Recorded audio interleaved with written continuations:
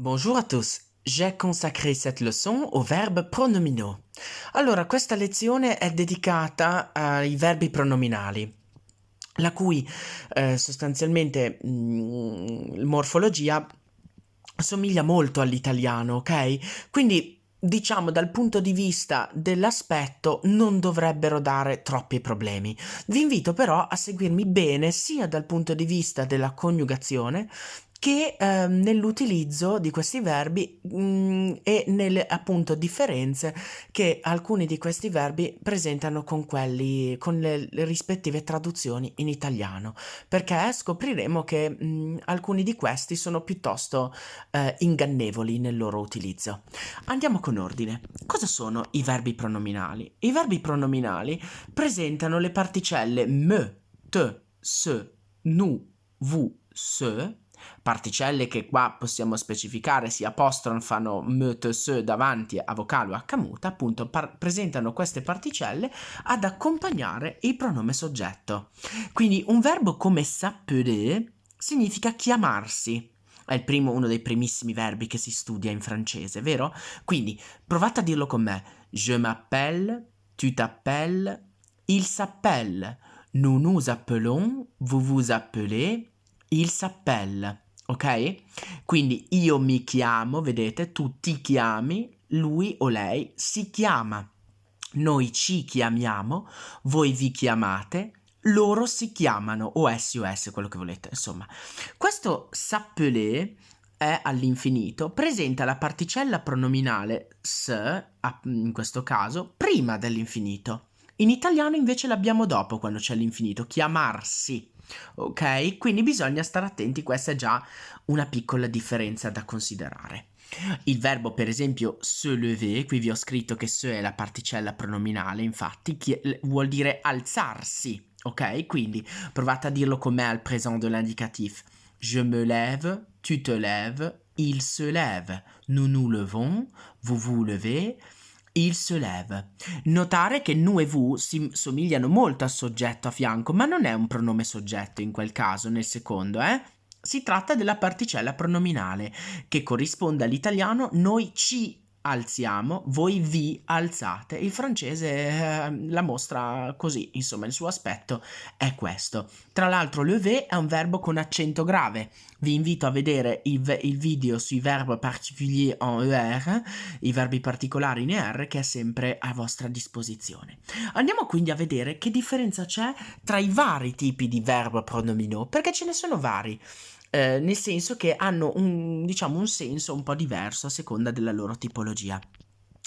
I verbi riflessivi. Les verbes réfléchis, si dice in francese, sono verbi pronominali in cui l'azione ricade sul soggetto, come in italiano, Cioè, elle s'habille vuol dire lei si veste, cioè veste se stessa, giusto? Oppure nous nous sommes peignés vuol dire noi ci siamo pettinati, cioè noi abbiamo pettinato noi stessi, sarebbe, giusto? Quindi si tratta di due verbi pronominali riflessivi perché l'azione ricade sul soggetto. È come se queste particelle me, te, se, nous, vous, se in questi verbi fossero il loro complemento oggetto, giusto? Ecco, parlando dei tempi composti che potete vedere dal video dal passé composé in poi, ok? Quindi questa è già una puntualizzazione abbastanza avanzata, quindi se non l'abbiamo ancora studiato, diciamo potete fermarvi qui. Allora, nei tempi composti i verbi riflessivi hanno l'ausiliare être, come in italiano, giusto? Ecco,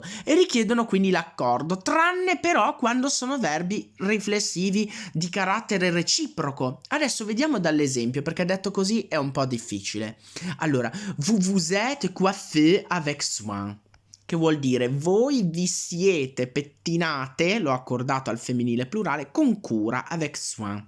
Quindi, allora, qui abbiamo un verbo riflessivo non reciproco e quindi bisogna mettere l'accordo del participe passé con ausiliare être. Sulla regola dell'accordo avanzata ci sono tutti... c'è anche un video insomma, apposito, insomma, ecco. Però qualora questi verbi riflessivi fossero reciproci, ok? Bisogna stare attenti perché non bisogna effettuare l'accordo neanche quando appunto c'è l'ausiliare, visto neanche appunto in presenza dell'ausiliare être. Quindi ils se sont téléphonés oppure elles se sont écrits, cioè loro si sono telefonati e loro si sono scritte. Ecco, noi in italiano invece le accordiamo qui, eh. Questa è una differenza, infatti ve l'ho messa con il point d'exclamation da parte, bisogna stare attenti, cioè loro si sono telefonati gli uni con gli altri, visto che è reciproco in francese non ci vuole l'accordo, quindi qua è già una cosa abbastanza complicata da ricordare, però è importante, ok? Quindi abbiamo poi non i verbi riflessivi, ma i verbi pronominali non riflessivi, ok? Come ad esempio prendersi gioco di, se moquer, e annoiarsi, s'ennuyer, ne ho messi soltanto due, in cui appunto le particelle me, te, se non sono complemento, ok? Vediamo questi due esempi. Tu te moques de moi, cioè tu ti prendi gioco di me, vuol dire, no? Mi prendi in giro. Oppure nous nous sommes ennuyés, ci siamo annoiati. Ok? Questo annoiarsi, la particella si che in francese viene messa prima dell'infinito, non è una particella riflessiva in questo caso, ok? Ma è comunque un verbo pronominale. Andiamo quindi alla terza tipologia. I verbi essenzialmente pronominali. Cosa vuol dire essenzialmente pronominali? Si tratta di verbi che hanno solo la forma pronominale, ok? Qua però bisogna stare attenti perché alcuni sono diversi dall'italiano e dopo infatti ne ho messo un certo elenco che vi mostrerò. Proviamo quindi a vedere alcuni verbi essenzialmente pronominali in queste frasi, ad esempio. Tu t'absentes souvent, verbo s'absenter, assentarsi. Oppure, je ne m'attendais pas à ça. S'attendre a vuol dire aspettarsi qualcosa. Io non me l'aspettavo. In francese regge la preposizione a. Vedete? È una differenza importante con l'italiano. Quindi je ne m'attendais pas à ça vuol dire non me lo aspettavo con l'imperfetto, tra l'altro.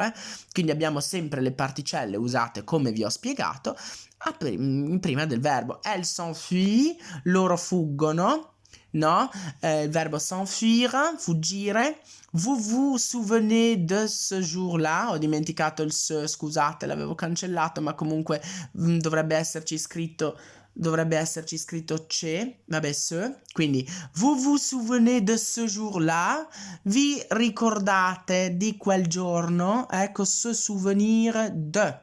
Ok, quelque chose. Poi abbiamo ils se sont promenés, loro hanno passeggiato toute la soirée. Il verbo se promener è passeggiare ed è riflessivo. Scusate, sì, non riflessivo, è pronominale in francese. Pour je me plains pour la situation. Il verbo se plaindre vuol dire lamentarsi. Quindi io mi lamento, je me plains pour la situation. Allora, attenzione ragazzi che alcuni verbi pronominali in francese non sono così anche in italiano e viceversa, ok? Quindi attenzione. Proviamo a vederne alcuni. Il verbo se méfier vuol dire diffidare, ok? Oppure se noyer, annegare. Quindi se io dico elle s'est noyée, lei è annegata, che brutta parola. Oppure se passer de significa fare a meno di. Quindi je me passe de ça vuol dire io faccio a meno di questo. Quindi se porter bien oppure se porter mal vuol dire star bene o male. Per esempio, comment ils vont? Risposta, ils se portent bien. Stanno bene. Ecco, se promener l'abbiamo già visto. Se sauver, vi ho messo un punto esclamativo perché si usa non tanto nel senso di salvarsi in francese, ma se sauver vuol dire fuggire, scappare. Quindi les cambrioleurs se sont sauvés, cioè i ladri sono fuggiti, non sono salvati. Attenzione, Quindi qua è una differenza importante. Anche il verbo se taire, per esempio, è molto importante. Tacere vuol dire in italiano. In italiano non è pronominale, in francese sì. Quindi in due frasi che vi ho messo ad esempio, par exemple l'imperatif taisez-vous oppure tais-toi, vuol dire tacete o taci. Quindi bisogna saperlo usare bene, questo verbo pronominale. Attenzione. al contrario abbiamo dei verbi che non sono pronominali in francese, lo sono in italiano. Par exemple, avoir honte, vergognarsi, da cui l'italiano onta, la vergogna. Bouger, che significa muoversi, quindi abbiamo bouge, muoviti, no? Ecco, però vabbè. Démissionner, che vuol dire dare le dimissioni, oppure dimettersi. Oublier, attenzione, va usato in senso transitivo in francese, e non col pronominale. Quindi allora, se io dico je me suis oublié in francese vuol dire farsi la pipì addosso, quindi bisogna stare attenti perché oublier nel senso di dimenticarsi di qualcosa non è usato col pronome. Per esempio, j'ai oublié de te rappeler, cioè mi sono dimenticato, no, di richiamarti.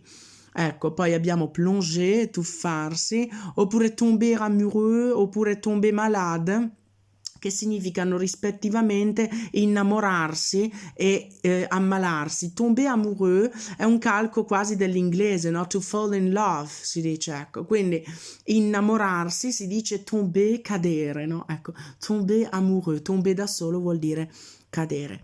Ecco, io diciamo penso di avere detto più o meno tutto. Ci sarebbero poi tantissime eccezioni sull'accordo del participio passato con i verbi pronominali, ma diciamo questo era il grosso. Vi invito comunque, se avete qualche dubbio, a guardare anche il secondo video sull'accordo del participio passato, oltre che il primo se avete bisogno, che trovate sempre nel nostro percorso.